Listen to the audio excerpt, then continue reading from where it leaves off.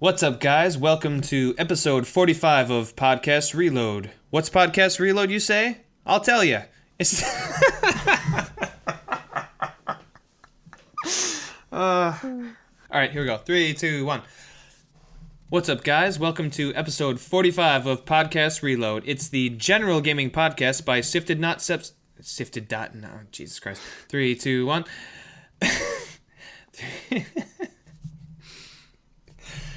Hey, Rome wasn't built in a day.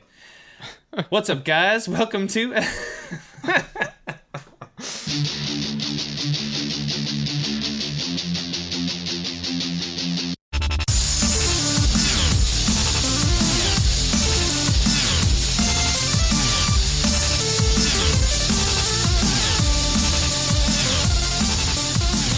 What's up, everyone? Welcome to episode 45 of Podcast Reload, the general gaming podcast by Sifted.net subscribers, where we invite community guests onto the show to talk about the games industry in all its weird ways. I am your host, Evan Piotrowski. Vin is not here. He is yet at another wedding. I don't know what he does in America. Apparently he just does weddings. So I'm your host this year. For the rest of the year, Jim Hill, who's the guy who's on this podcast? I don't know, but he's not on here for the rest of the year. Joining us today is not one, but two Sifted community guests. That's right. Vin's not here, so we're getting two people on, 2 for 1. Might as well. It's always best to get as many community guests from Sifted.net on as we can. So joining us today is first Patrick, a.k.a. JoachimDragoon. Hello. Did I pronounce that right? Yeah, you sure did. Okay, alright. Great. And we have a person on. He's been on, I think, twice at this point. Wilson. Hello. Yeah, Wilson. Time so number 3 this is number 3, that's right. You've been on quite a few times. But JoachimDragoon, a.k.a. Patrick. We'll call you Patrick on the show. This is your first time, so thank you for coming on the show. Much appreciated. Thank you for having me. Yeah, it's great. So before we get into our questions for the guest, I'm going to have a brief talk about what's going on at Sifted.net. So I don't know how many people who listen to this actually go to Sifted. Obviously, this entire podcast was the brainstorm of mostly Vin and a little bit of myself of just create a podcast, and we were both Sifted.net subscribers, and we thought, hey, let's make a podcast and just bring guests from who are subscribers of Sifted.net onto the show and just give people a voice, because we sit there and we listen, we read what people say on these threads and comments and stuff, but you never really sit down and talk to people. So Vin and I thought, like, hey, let's get these people on a show and let's create a community guest show from the people on Sifted.net. And it's been great. Like, we're 45 episodes in. We've actually been doing it for over a year. You know, it's just been, we've had times where we've been a bit on and off, but we've been like, we've been chugging on, and we've had we've talked to so many community guests and so many community members, and it's just been such a great avenue to sit down and actually get to know the people that are on Sifted.net. And basically what happened with Sifted is the site is just struggling to stay afloat, and there was a summit where Shane Satterfield, he's the former editor-in-chief of GameTrailers.com, rest in peace. This is his baby. This is his thing that he created a couple years ago, and it was his goal to make this site just a successful thing, and he's struggling right now to make ends meet. So he kind of had a summit where he invited Sifted members and just community members or people that have just been interested in Sifted or Shane and just necessarily haven't subscribed. He got them onto Twitch, and he had a big summit as to how to move forward with the site. And so yeah, it looks like they're moving to a Patreon model. And just want to let you guys know, if anyone's interested in Sifted and has taken a brief look at Sifted and has liked it, like, please, if you can, we're not asking anyone to do anything they can't do, but throw into the Patreon if you want, and subscribe to the content. It's a great site for basically the curation of all gaming anything around the internet. It does just a great job of just pulling from YouTube and Kotaku and Giant Bomb and GameSpot and IGN and all these places, and just bringing all the gaming knowledge and everything from the internet into one hub, and you're able to kind of tweak what you find interesting in terms of genres of gaming and even websites, and it just brings you the all the information that you need in one location, and not an RSS feed. It's a bit more than that, and it's just been a great website. And I don't know, like Patrick, how long have you been with Sifted? I honestly joined about pretty much the first month it opened, so I've been there since the beginning. Really great website. I'm a big fan of RPGs, plays, and all that, so I really like the fact that in my Sift it pretty much lists all RPGs and then opinions, and they're all PlayStation. So I mean, the website is unique. I've never seen a website like this before, so it's worth it. $4 is pretty cheap. It's pretty much a Wendy's dollar meal if you think about it. Like, you get the burger, fries, and the drink. It's worth it. Yeah, and that's actually a good point about the website. Is like so Patrick likes RPGs and Sony, and what you can do is go into like your dashboard and into like the content that you want to see, and you can actually tweak what pops up in your Sift, which is just basically the content that's pulled from the internet in your hub, and like all the, like the gaming news or the YouTube videos, anything that shows up on your Sift. You can say, like, I like Sony and I like RPGs. I don't like RTSs. I'm not a Nintendo fan. I'm an Xbox fan. And you can kind of create a Sift that if you don't like Nintendo, it won't show you Nintendo stuff. If you like Xbox, it'll show you a bunch of Xbox stuff. If there's anything linked with, like Patrick said, Sony plus RPGs, you're going to get content that's linked with Sony and RPGs. So you tweak all of these content curation sections, and then when you go into your main feed, the things that you want to see pop up. So it's a great way to do it. And I guess, Wilson, I think you've been around and you're a moderator as well, right? That's correct. Yeah, I'm a mod. And you've been around since the beginning as well, I think, right?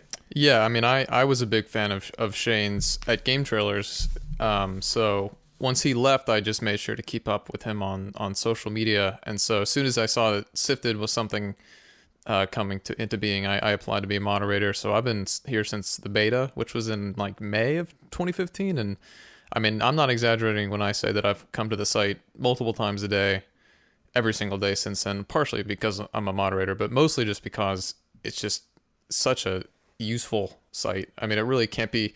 I think you kind of hear the premise and you don't quite grasp just how it's one of those things that you don't realize you couldn't live without until you're living with it. But to have everything, I mean, it's really just a utopia of curated content from every site, plus fantastic premium content that's proprietary to Sifted.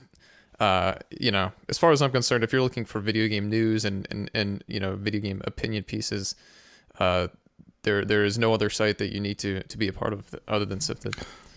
Right, and I will say, like, if you like IGN and GameSpot, like, you can still show those sites love, because they will be, if you like their content, they will be curated for you, and you can show them love. But Sifted will be the only place you'll ever need, because you'll be able to show IGN and GameSpot and Giant Bomb and whoever else you like, even YouTubers, which the content is curated for. You can show them love, but you'll just see all their content on Sifted without having to click on 5 different websites to get all that content. So you're able to show the love to the people that you want to support, but you can do it from just one hub. And and plus the community is awesome as well. Like, that's the whole point of this podcast, is to get people from Sifted, the community members, onto the podcast to talk about the gaming industry and stuff like that. So hey, it's a great site, and it's in a bit of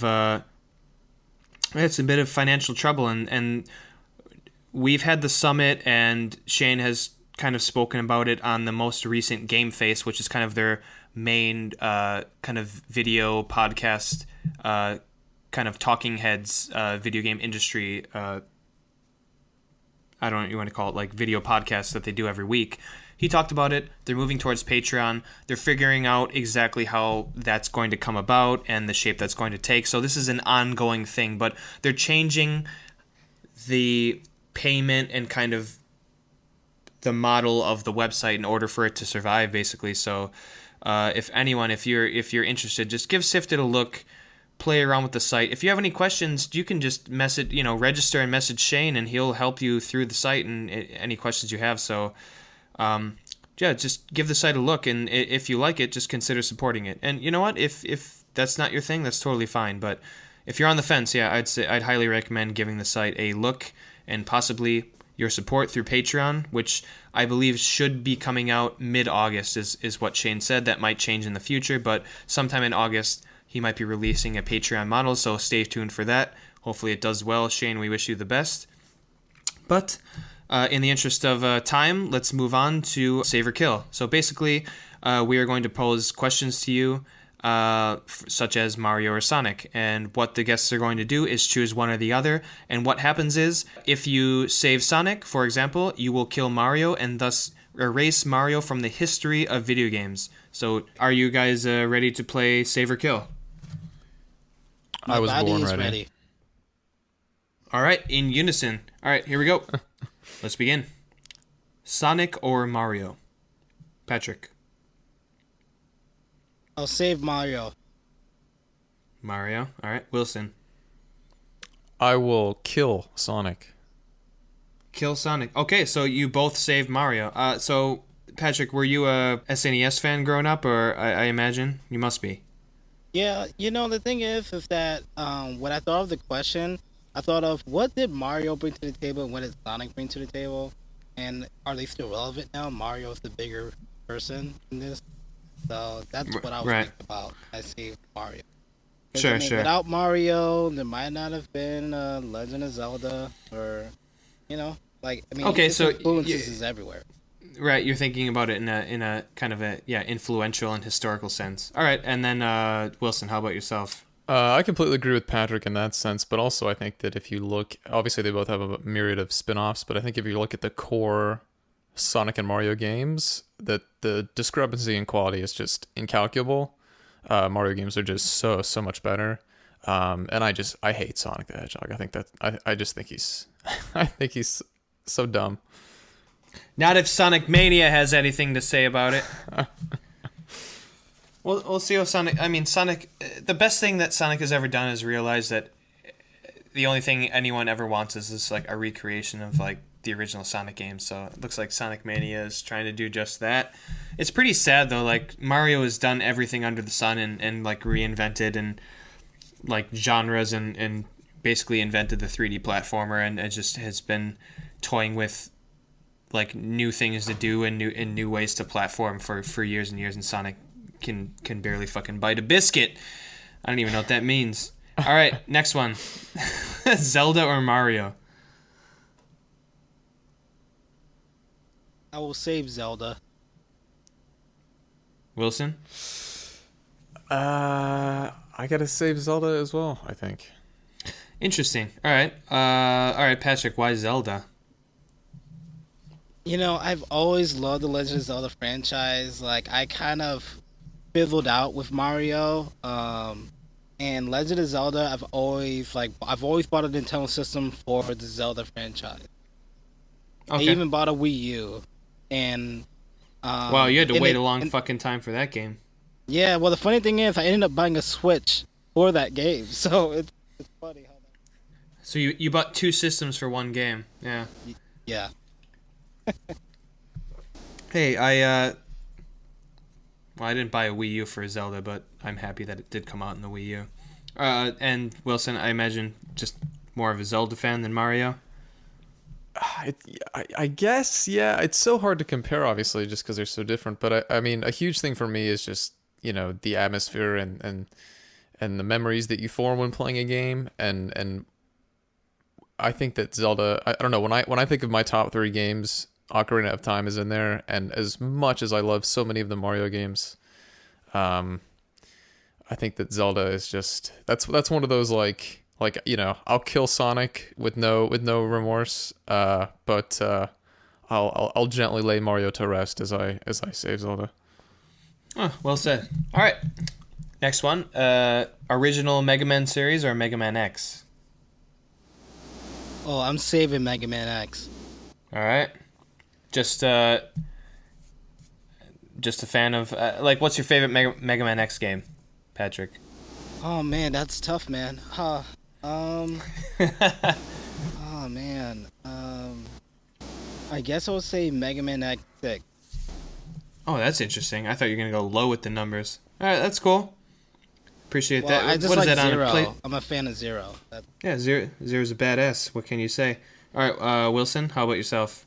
I am going to save original Mega Man. Original Mega Man. Why is that? No good reason at all. I have played one Mega Man game in my lifetime, and that was the first one, which I didn't even really enjoy that much. But by default, Fair enough. I guess I played as Mega Man in Smash Brothers, which I think is modeled after the original character model. So, by the way, the original kind of the showing of Mega Man as a character in Smash Brothers, they did the most original idea for Mega Man's eyes. And they like turned. Do you remember that? They like turned on like a TV. Yeah, that was pretty awesome. So it was just for that so reason, cool. I'm like saving Mega Man. Yeah, because it was almost like, like Mega Man was kind of like a Pinocchio type character, right? Like, was he a real boy or was he not? Like, what's humanity? Like, how much of him is in robot? Is he an android? But I like the idea, like they show him and it's just like a kind of like a face, and then like the eyes turn on like an old like CRT TV.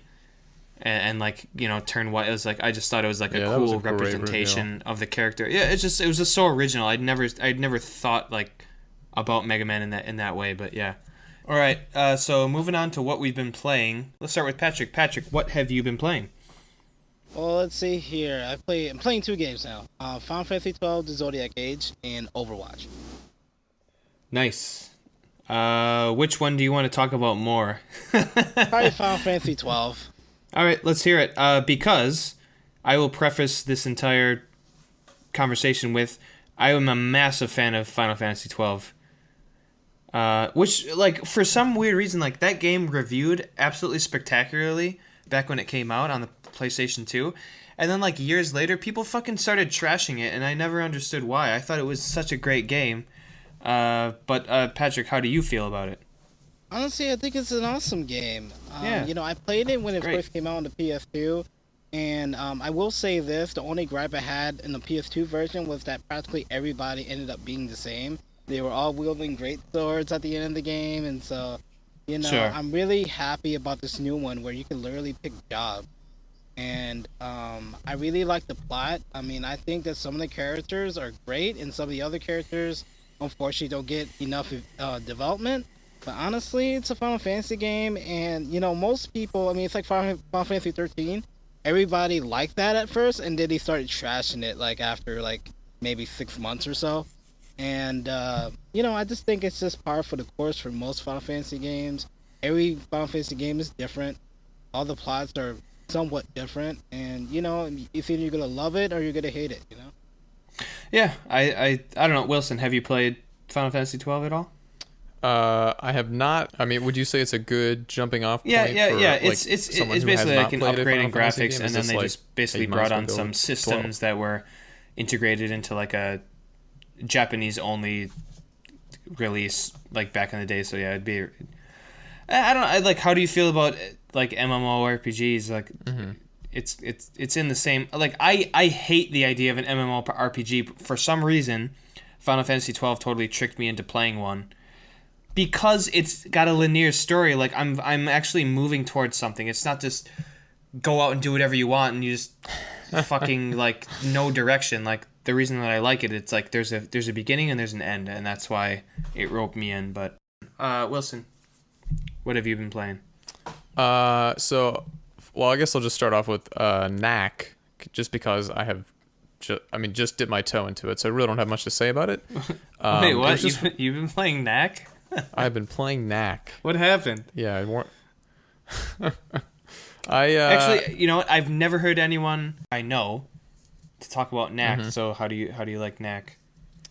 I gotta say I'm enjoying it so far. I saw some live demoing of 2 at E3 and said that looks fun. That looks enjoyable. There's not I don't really have a whole lot of that type of game in my library on the PlayStation 4 right now, so I figured, hey, look, the first one's $15-20. I'll go ahead and give it a try. And like I said, I'm only about an hour or so into it, but right. it is what people said it was a very simple linear beat 'em up, but I've also been playing co-op. My girlfriend is visiting, so I'm having the rare opportunity to locally play with someone else, which might be increasing the fun factor. But overall, I definitely can't speak to the overall quality of the game, but first impressions are positive. So I'm hoping that as that continues, I will continue to enjoy it. The primary game that I've been playing lately and that I just recently wrapped up is I Am Setsuna, which was. What do you think about that? I'm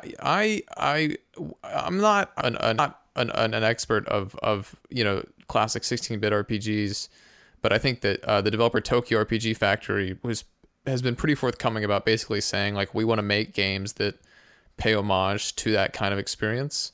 And I've certainly played something like, say, Chrono Trigger or something like that. And playing this it's very clear that that's exactly what they're going for. I mean, it kind of feels like they played Chrono Trigger and said, okay, let's sort of make our own story, put our own twist on it, and do that. I would say that it feels very sort of paint by numbers from a gameplay perspective. It feels very safe. They didn't want to really push the envelope in any regard. Of course, the story and whatnot is going to be unique to them into that game, and probably the most unique element of the game is the world itself, which is completely covered in snow. Virtually every single environment in the game is snow covered to some regard. It's convenient for them because they can just use like one texture for the they just keep using a lot of snow. But you'd think that would get really tiresome. It's probably I don't know, maybe about 25 or 30 hours it took me to finish the game. That's not bad. That's doable. For a shorter RPG experience. Yeah, it's a very it's obviously not bite sized, but for that type of game, it's on the shorter end of the spectrum. Right. I would say that it isn't in large part unremarkable. I think the next game, Lost Sphere, actually comes out like January of next year. So Factory, it lives up to its name. They're pumping them out. So actually, I'm on summer vacation right now. So I've played a ton of games. I just 100%ed Rise of the Tomb Raider. I think it's a great game. Nice. It's like Uncharted, but there are concentrated open world sections that you can go around and collect stuff. It's not just your A to B, A to B, A to B, A to B kind of linear version of Uncharted. They actually mix it up a little bit with sections where you can take missions and stuff like that. So I do appreciate that. They shuffle it up enough to make it feel fresh. I really like the game.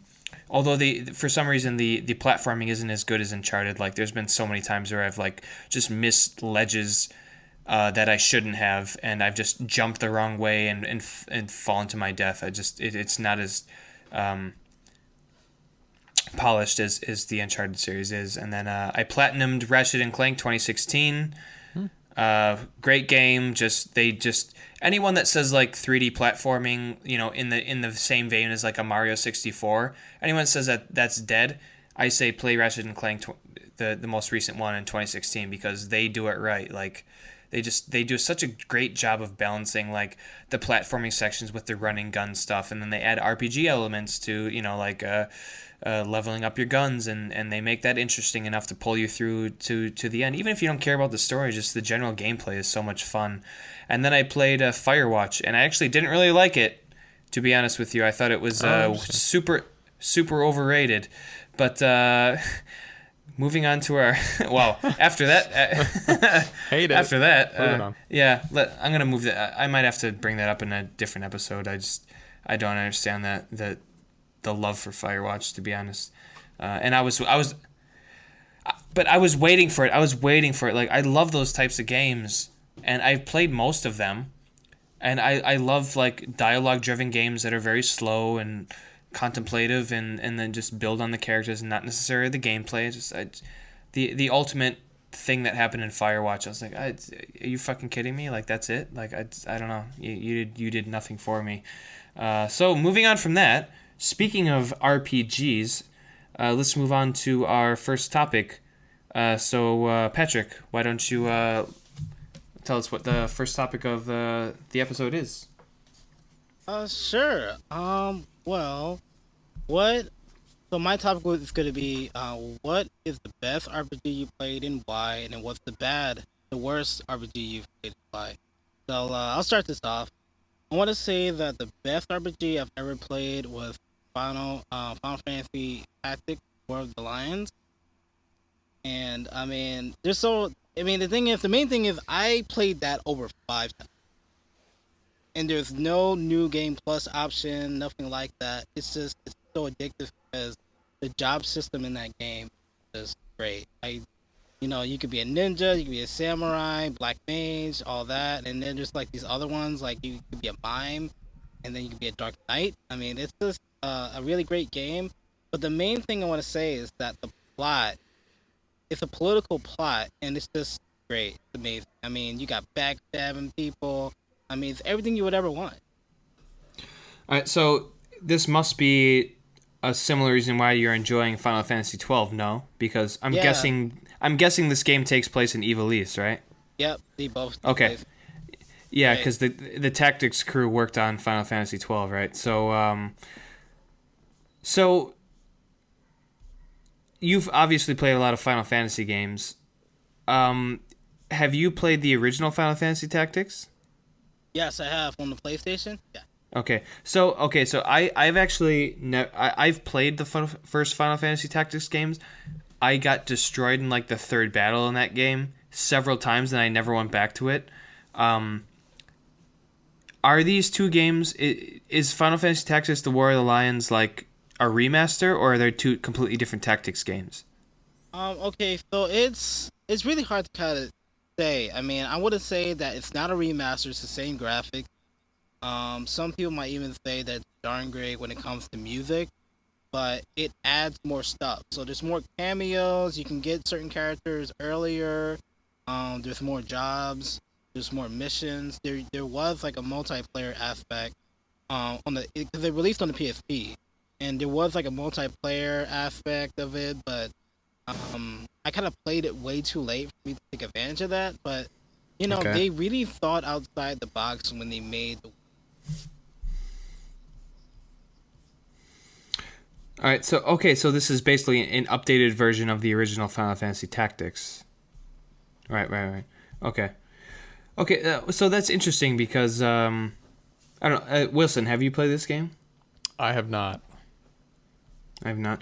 Yeah, same with me. Like not technically, but I actually don't really like the tactics style of turn-based combat because I think the idea of moving your characters and also like having to move your characters and also attack and defend, it's just, at least when I was a kid with Final Fantasy Tactics, it was so difficult for me to know, like, it just opens the level up so much. Like, where do I put my characters? Like, when do I defend? When do I attack? When usually, like, a Final Fantasy game is just like, you don't have to worry about movement per se and like where you are situated on the chessboard, I guess you want to say. But it seems like that's the type of game that you really really enjoy, Patrick. Like even more so than your average like active time battle system in a Final Fantasy game.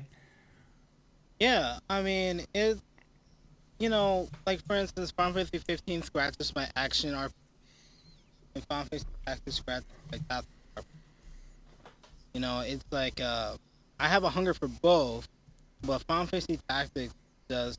It has the plot is just amazing. And I would definitely advise Wilson. You should definitely give it a shot. Because it's pretty. I think that once you get past the third mission, you'll find it's very enjoyable. Mm-hmm. Gotcha.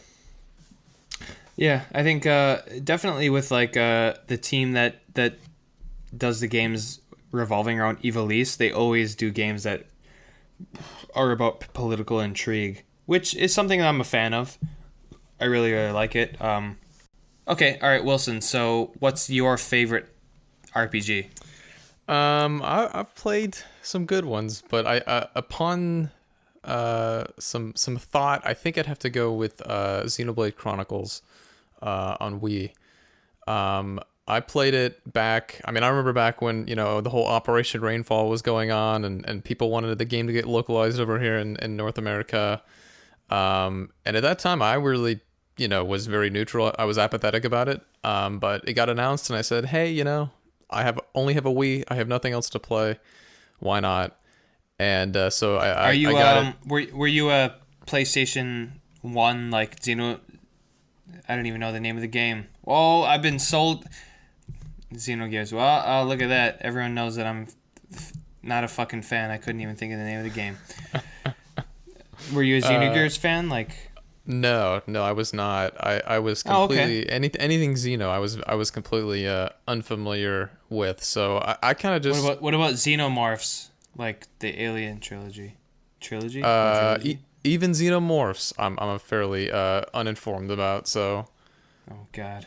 The word Xeno did not compel me, but for some reason I decided to make an exception with Xeno Blade. So I ended up jumping into it, and I was just immediately grabbed by it. I mean, there are a number of things that the game does that I am a huge fan of. First of all, it's extremely nonlinear. I wouldn't call it necessarily an open world game. There is an area, and you need to complete certain story objectives in that area, and then you can move on and eventually gain the ability to come back to older areas and whatnot. But the areas that you are in, for the most part, are massive and are conducive to exploration. And not only are they so encouraging of that, but they will literally reward you with experience when you come across particular landmarks within the world. So exploration and just getting lost in a game is one of my favorite things to do, and Xenoblade Chronicles does that in spades. It's honestly incredible that they managed to pull what they did off on the Wii. That still to this day is probably one of the largest games I've played in terms of scale. I think the battle system of the game is fantastic. It's a real-time system with a unique mechanic in that you can with the primary story weapon of the game, you can see into the future. So if an enemy is about to attack yourself or one of your party members, and that attack is going to KO them, you will see a vision of that happening, and then you've got it'll time it down for you. You got roughly 8 to 10 seconds to do something, whatever it may be, to stop that from happening. Now you have my attention. I like that. Yeah, it's a very interesting and innovative system, and very deep as well. I mean, there are different special moves and ways that you can sort of stack them together with your party members. So there's a little bit of a timing element as well. So the battle system retains it remains fresh throughout the adventure, which is also very, very long, which is another thing that I love about it. It took me, I remember, 108 hours to beat it my first time through, and I originally wanted to try and do all the side quests, and at about 200 something, I gave up because I realized that I was not going to hit the roughly 500 that the game offers. Granted, a lot of those are go kill 3, Zubats in a cave or something, but yeah. It is chock full of content. I'm killing Pokemon in Xenoblade now, yeah. Crossing all borders. Have you played the Wii U game, Xenoblade Chronicles X or whatever? Unfortunately, I didn't. By the time that game came out, it's funny because I remember seeing the first trailer for that in the Nintendo Direct that they showed, and I had recently finished Xenoblade, so I was just stoked for it. And had you told me that I wasn't going to buy that game, I would have thought that, I guess I must die before that comes out, because there was no way I wasn't going to buy it. But once I came out, I had a PS4, and I have become so busy with everything on there that and knowing that game is even larger than Xenoblade, the original Xenoblade Chronicles, I just said I can't do it. And it doesn't seem to have quite received the acclaim that the Chronicles did on Wii. Yeah, it's not. The story is not as great. It's not as great, but I do like the gameplay system of it and the exploration. Like, if you like the exploration, it's great. But yeah, the story, it's like throwaway. Throw that away. Yeah, I did think Xenoblade Chronicles had a very strong story. All right, so moving on to me, I'll be very quick. I think my favorite RPG is probably Secret of Mana. Secret of Mana, if all you fucking millennial pieces of shit don't know, I'm just kidding. I think I'm a millennium. Millennium? Yeah, I think you are. You're 80, right? Yeah, 85. So I'm technically a millennial. No, I'm making fun of like the weird. You are a millennium. Like movement of people trashing millennials for like no reason other than to either be funny or just like blame recent problems on them. But speaking of Secret of Mana, yeah, it's a great game. In Japan, it's actually called Legend of the Holy Sword 2, if you didn't know. So it's on Super Nintendo, right? Yes. It's a SquareSoft game. It was great. It was in the height of SquareSoft could do no wrong 16-bit era JRPG gold. I was gonna say, yeah, that was just when they were on their hot streak. Oh god, yeah, it was just like they could do no wrong. It was a great game, and one thing I liked about it that was so unique, at least separated from the RPGs that I played, was it wasn't turn-based.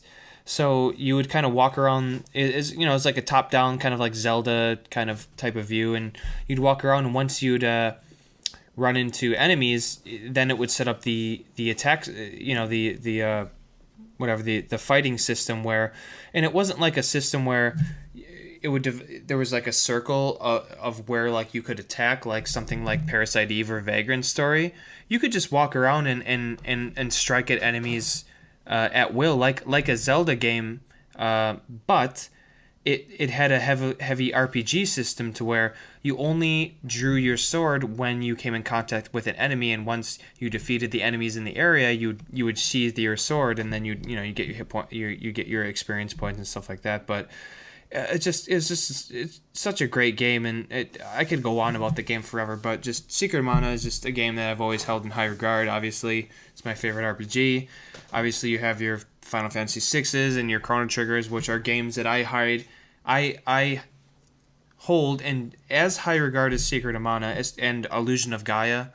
What a great 16-bit game. Basically, most insert Super Nintendo 16-bit RPG here is the best RPG game that has ever been created. And I've played tons of RPGs since then, and I don't think anything tops any of those games. And that's totally the nostalgic bug that has bit me and given me Lyme's disease. And I'm going to die soon, so I'm not going to retract my statement. So, yeah, definitely the best game that... at least RPG that I've ever played. For time, I think we're going to have to skip our worst RPGs ever. Let's just give a quick shout out without much context, because that's how we do it on Podcast Reload. Patrick, quick shout out to the worst RPG you've ever played. Oh, man. Okay. I think I'm definitely going to have to choose between, because there's so many bad ones. But I'm going to just say Tales of Zestria. All right. There are so many Tales games. It's one of them. That's bad. Yep. All right. That game fucking sucks. All right, Wilson. What do you got? I tried to think of something that was really bad and couldn't. So I decided to go instead with any RPG that I played like before the age of 12, because I was too stupid to comprehend the intricacies of this genre. So the worst RPG that I've played is how stupid Wilson was before he became an adult. All right, fair enough. Wilson the RPG coming in at number 2. I'm a really shitty game. What a moron, that asshole. Damn you, Wilson. Couldn't agree more. Yeah. Press X to murder. Sorry, cross to murder. Let's be real here. All right, and the worst RPG I've probably ever played is Final Fantasy Mystic Quest. Japan thought like the Western territories couldn't handle like RPGs, so they made this horrible game that was just like Baby's 101 RPG, Final Fantasy Baby Edition, and it was just like it was a slap in the face, and it was an insult to everybody. And I actually beat it, which is an entire waste of my time. But yeah, the game sucks. It's the worst Final Fantasy. No, actually, no, it's not. Okay, so bar Final Fantasy, anything Final Fantasy 13, it's the worst Final Fantasy game. Actually, if I think that Final Fantasy 13 is worse than Final Fantasy 13 is the worst JRPG that I've ever played. It's terrible. The combat system is a joke. It's basically the difference between coaching a game and actually playing a game, because when you update your Crystarium, it doesn't really matter if you get Faraga or whatever. You just keep pressing X and they'll shoot whatever spells that they have. Like, you don't press the spell that they have. You don't fucking buff players. You just situate how they fucking manage their own shit. The game sucks. It's the worst thing that's ever happened to Final Fantasy. It's probably tanked this entire series, and it's just a snowball that's rolling down the hill into the depths of hell. Okay, that was a beautiful rant. You feel better now, Evan? All right, and now moving on to topic 2 of the podcast. Wilson, what is your topic? So my topic deals with game genres and the console generations. I think that each generation there's sort of a particular genre that is sort of the fad of that generation, and that publishers and developers kind of flock to. Like back in the 8-bit days, there were just so many different 2D platformers, and then you sort of saw more RPG appearances in the 16-bit era, and I think last generation it really became the first-person shooter, and everything having this multiplayer component, competitive online component. So I thought it'd be interesting to discuss what it is this generation, or if you guys even agree that is a trend, and sort of the implications of that. And I think it's really interesting with this generation, because if I had to pinpoint one, it would be the open world game. And what I find so interesting about that is that open world really isn't a genre of game, as I would have once called it. I mean, it's kind of like saying, it is like saying a linear game is, linear is a genre. Open world just means the world is open. Certainly the Witcher 3 and Grand Theft Auto 5 are two very different animals, despite both being open world games. So that's what I would deem to be that genre, if you will. I guess before discussing what if that's good or bad or whatever, I mean, what would you guys say? Like, Evan, what would you say is the genre of this generation? In terms of genre, like, do you consider RPG elements in a game like a genre? Do you know what I mean? Like, because RPG elements, like, actually Shane has said on Sifted before in a conversation he had with Meta and Gameface, how like RPG elements have just basically taken over every genre of games. Like, to what point does that game become an RPG when it takes on all these RPG elements, to make their game longer or fulfill just basically anything? Like, I don't know, how do you feel about that?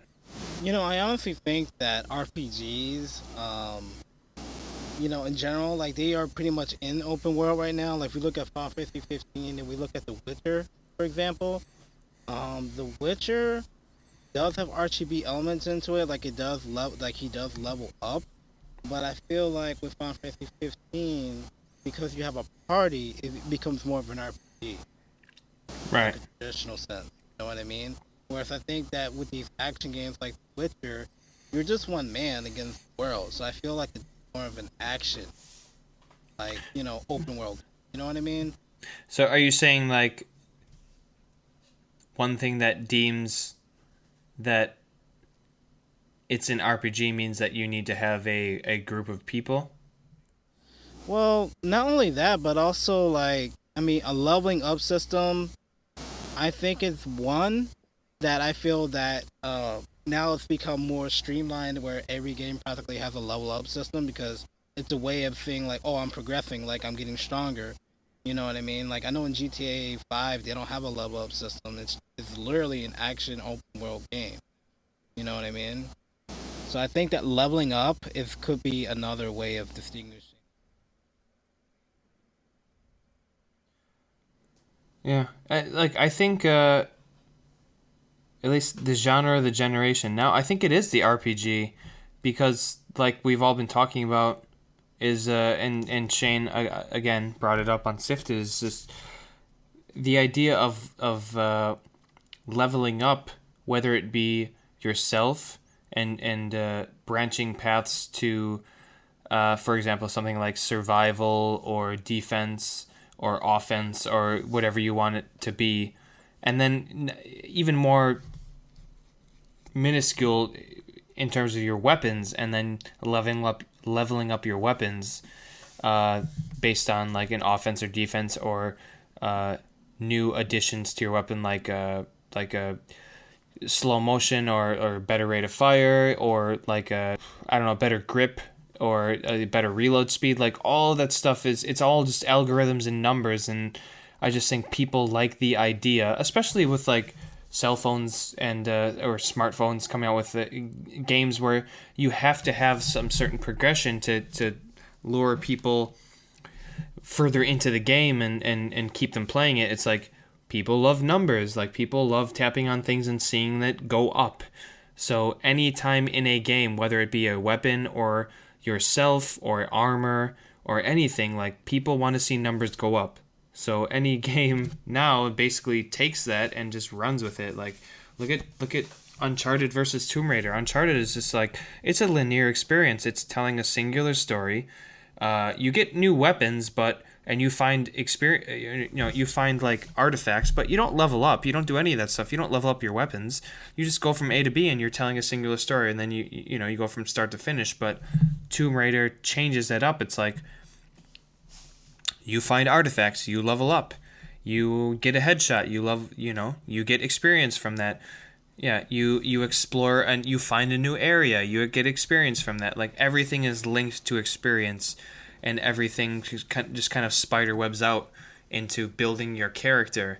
And I think building your character and leveling up your character, whether that be through weapons or your armor or yourself, massive part of RPGs. And I think that part has just like permutated and kind of spread out to like almost like every genre there is now.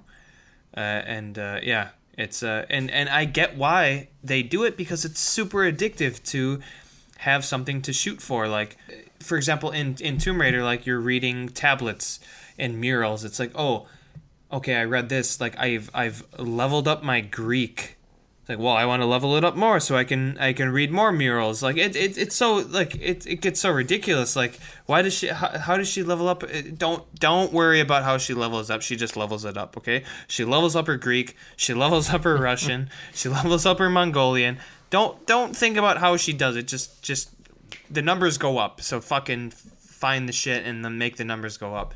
And it's just it's just an instinctive thing, you know? So yeah, I think that's one thing that just like seeps into everything. Publishers and developers, they obviously want to hook you, and like I mentioned, that a lot of games last generation had some sort of mandatory PvP component.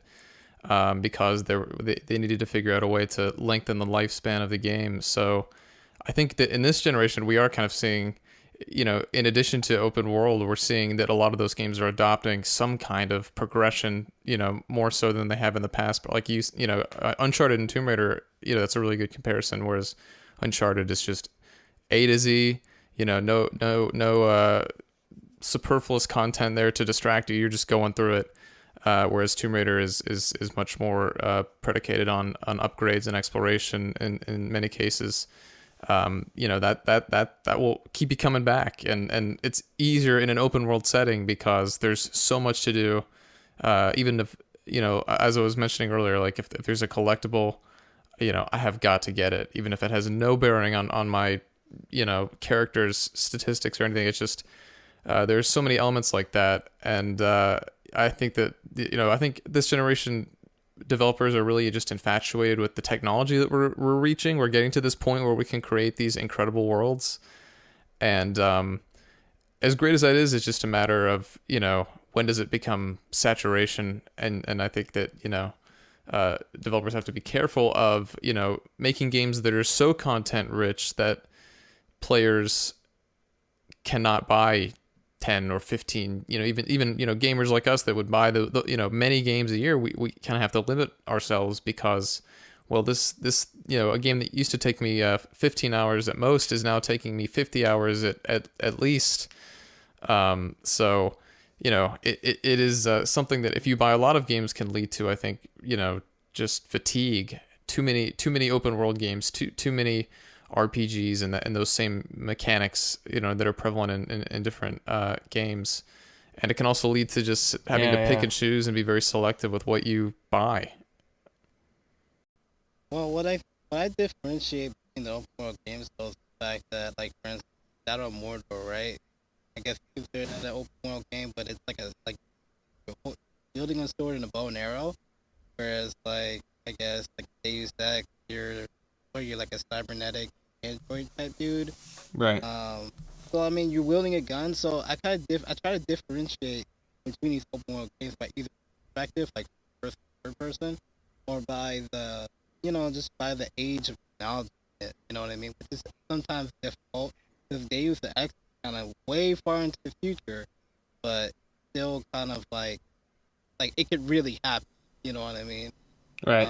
In terms of technology, so it's really hard to pinpoint the difference too. Sometimes they all get kind of samey as well.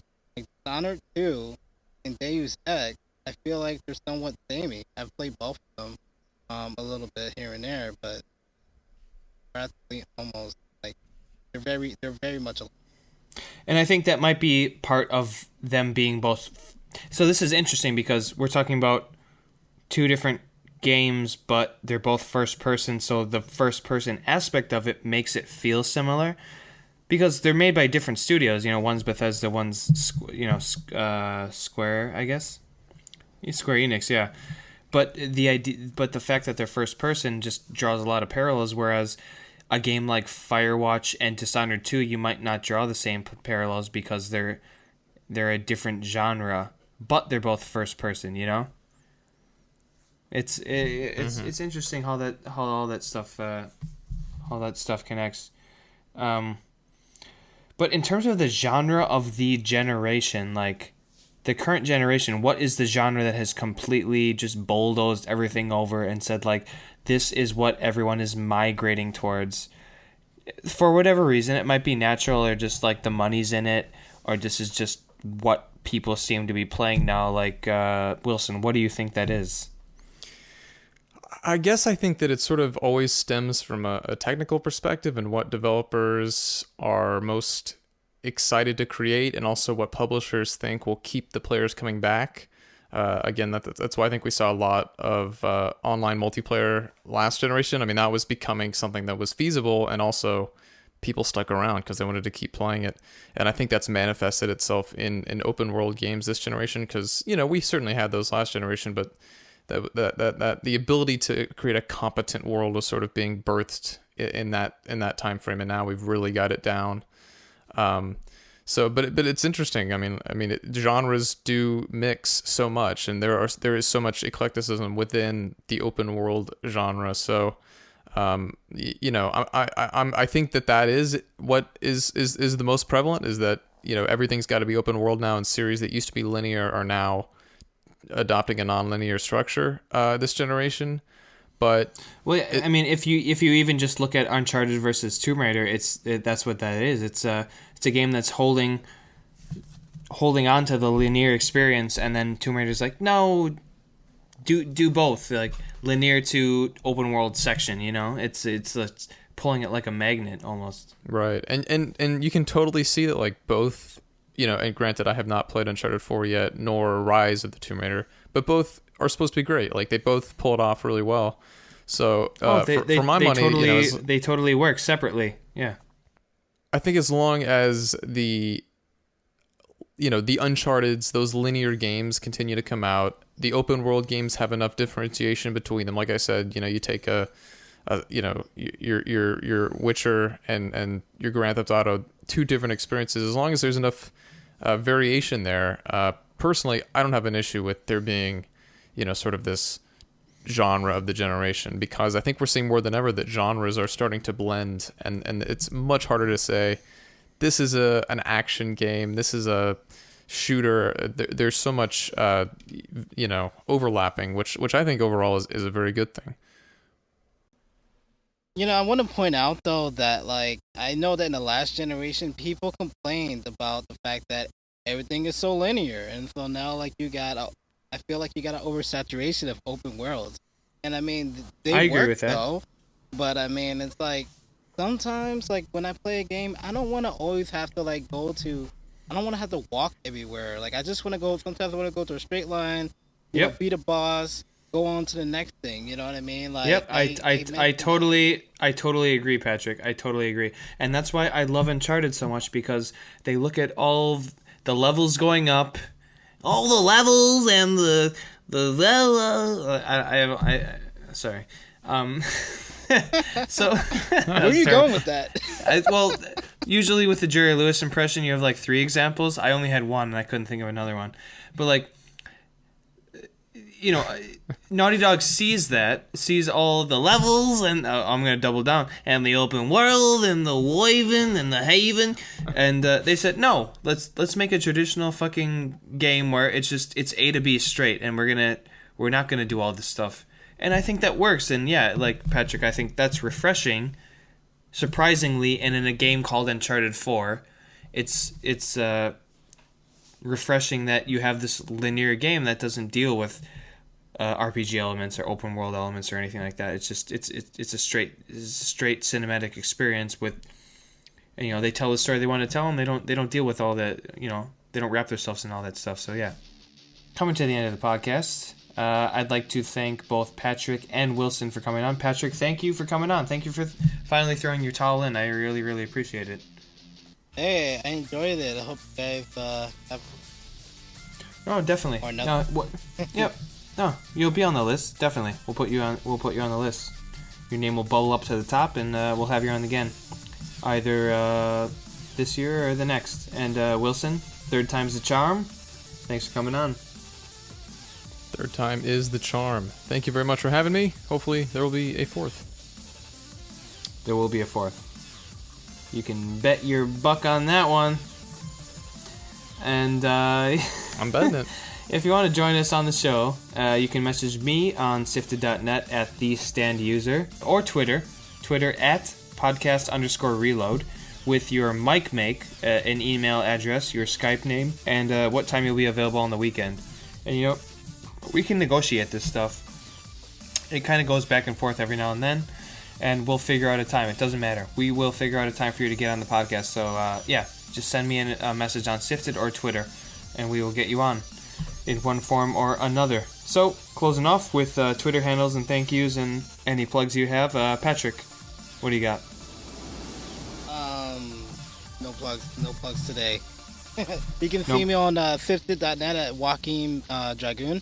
That's JoachimDragoon. Dragoon.